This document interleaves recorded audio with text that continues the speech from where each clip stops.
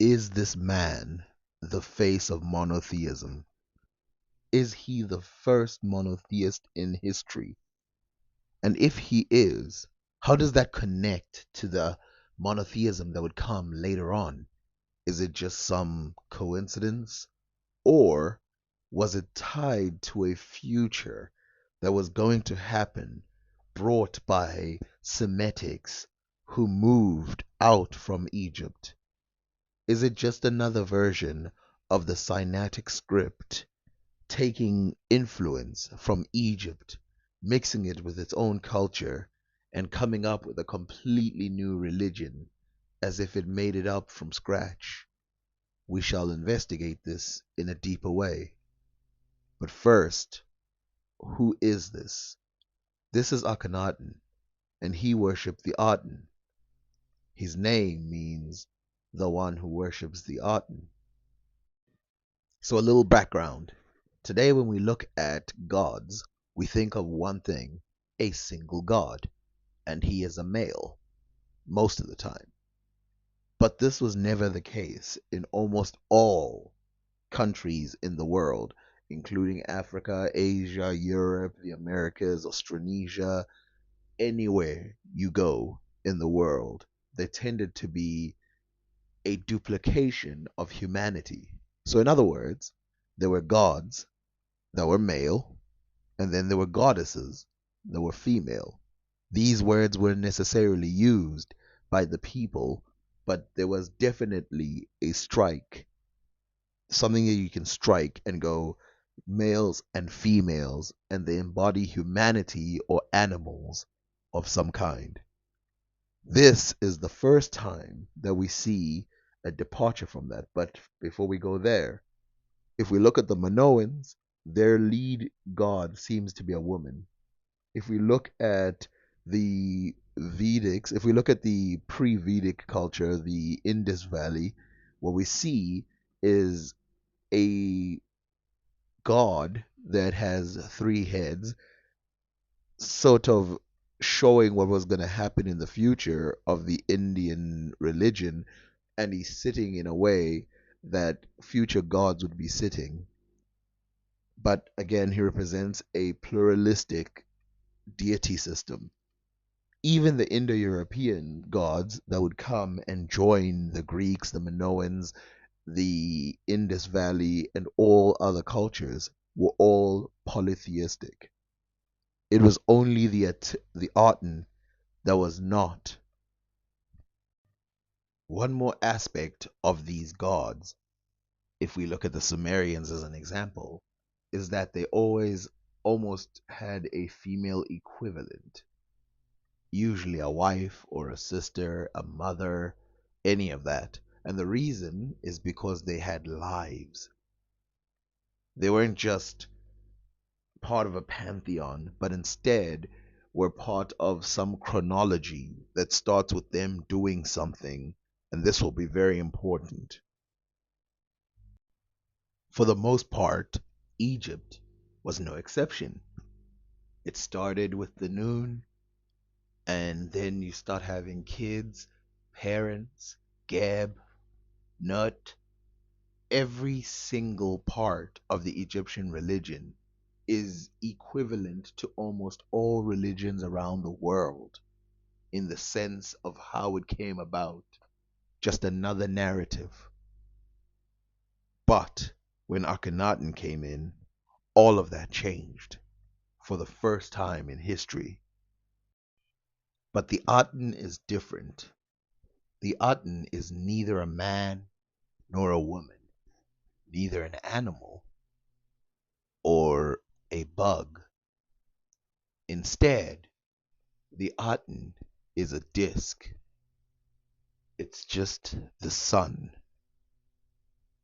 The previous sun gods like Amun and Ra, who existed in Egypt, though they represented the sun, were both men.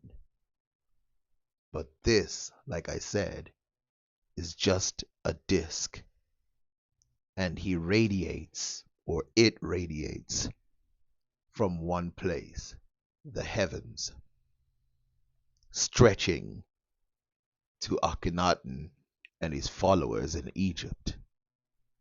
Now, I'm sure this will be a big shock to you, but the same time that you start seeing Judeo religions is about the same time that Akhenaten's religion existed, about 1500 BC to about 1200 BC.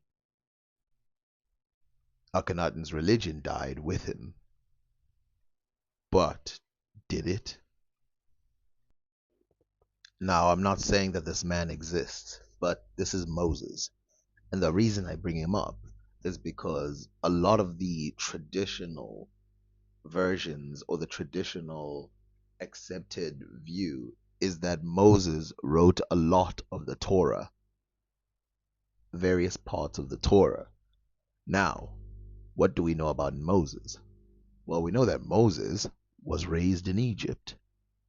We also know that Moses was basically a copy of the tale of Sennawi.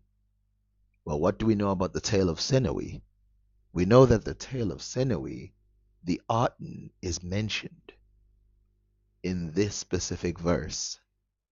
Ascended the god to his horizon, upper and lower Egypt, Amenemnes one, he flew up to the heaven and was united with the sun's disk. The god's body was immersed with him who made him.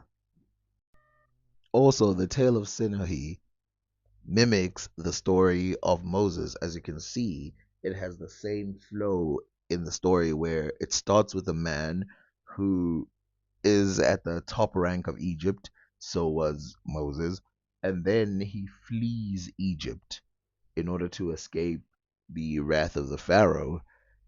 But unlike the Moses story, he doesn't make a triumphant return. This guy, Senoe, makes a triumphant return. Moses apparently destroys Egypt or whatever. But the stories are similar just until you get to the end part, and they're driven by divinity. They're driven by a divine purpose. The reason why Senoe leaves Egypt is because a god told him to, or some gods put that in his heart. Now that's just the literature part, but let's look at the symbology. Well, if you look at the Aten, the way that it's pictured is with a disc. Obviously, it's not a human, it's a disc, it's a spirit, it's a force, it's the sun.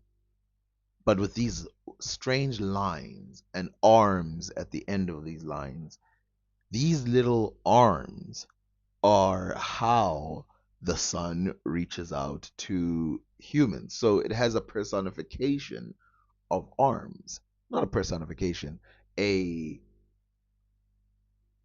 humanism in the sense that it has arms, a human arm. These human arms reach out to man. But where have we seen that before? So, again, let's go back a little so that we can see the difference here. So, all religions in the past used to have a full body of either an animal or a human.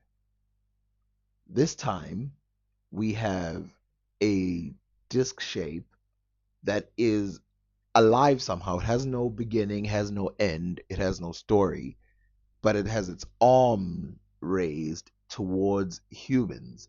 And the way it's praised is similar. You look up, it's in the sky, and it's got its arms out, reaching out to man. That reminds me of the hand of God.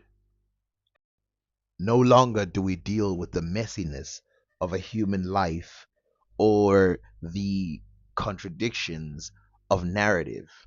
All we have is a disc shape of light, lumiere, and a hand. The only thing that seems to be able to be fully drawn and perceived as godly and human at the same time.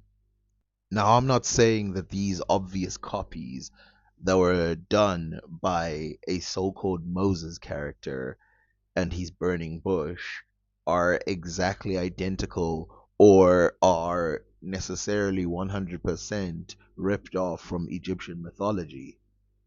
But with its smoke, there's fire.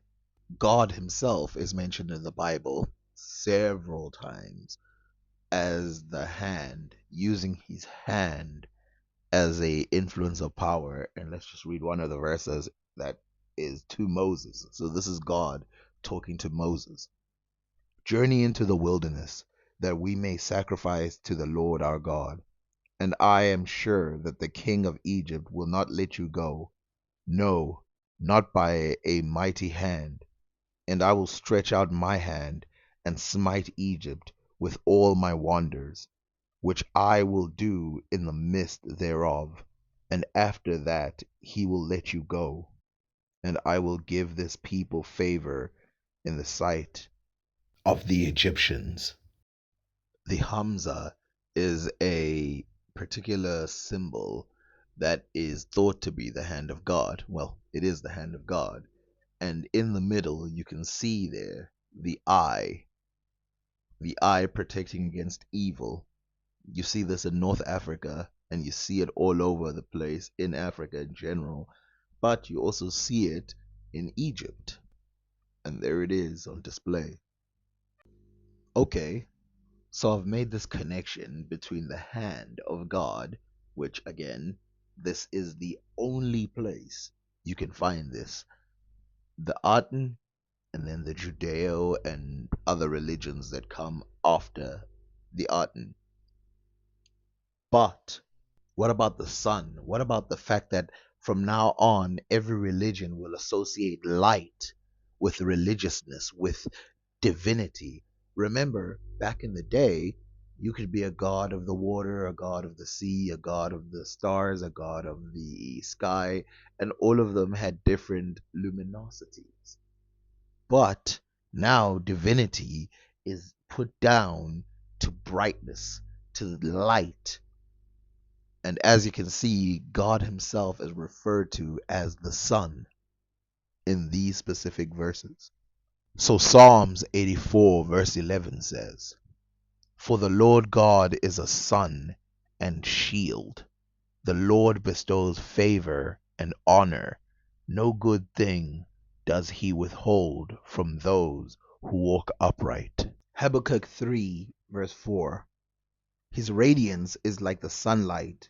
He has rays flashing from his hand, and there is the hiding of his power." Habakkuk 3, verse 4. His radiance is like the sunlight. He has rays flashing from his hand, and there is the hiding of his power. Now compare those verses to this one. If you didn't know better, this would sound like they were talking about the God of the Jews. Great one of works, thy radiance is in thy face, unknown. As for shining metal, it doth not resemble thy splendor.